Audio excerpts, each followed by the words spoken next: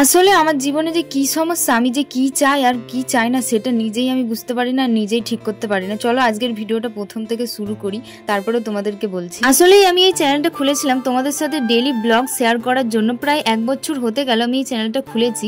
একটু ভেবেচিন্তেই শুরু করেছিলাম, কারণ আমি একটা মেয়ে, সবসময় বাইরে গিয়ে ভিডিও বানানোটা সম্ভব না, তার থেকে বাড়িতে থেকে ডেইলি ব্লগ দেওয়াটা অনেক বেটার। কিন্তু আজকের দিনে দাঁড়িয়ে মানুষের খারাপ কমেন্ট, মানুষ কোন চোখে দেখবে, কি বলবে, খারাপ বলবে না ভালো বলবে, এই সবগুলো ভাবনা চিন্তা করেই আমি আমার এই সিম্পল ডেইলি ব্লগগুলো দিই না, অতটা মানে খুব কম দিই। তোমরা বেশিরভাগ আমার চ্যানেলে দেখতে পাবে আমি বন্ধু বান্ধবের সাথে ঘুরতে যাই বা আত্মীয়র বাড়ি যাই, এখানে ওখানে যাই, এই সব ব্লগগুলোই তোমাদের সাথে পোস্ট করি।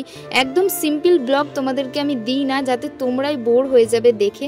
তারপরেও এইসব ভিডিওগুলো দেখে কিছু কিছু মানুষ খারাপ কমেন্ট করে, সেই জন্য আরও দিই না। যাই হোক, এইসব কথা বলতে বলতে প্রায় অর্ধেক ভিডিও শেষ হয়ে গেল। কিছুদিন আগে আমি যে গাঁদা গাছগুলো লাগিয়েছিলাম সেগুলোতে নদীর জল উঠে গেছে, জানি না বাঁচবে কিনা। আর এই দুপুরবেলায় দিদি এখন রেডি হচ্ছে দিদি বাড়ি যাবে বলে। দিদি আর বড়মা দুইজন মিলেই যাবে।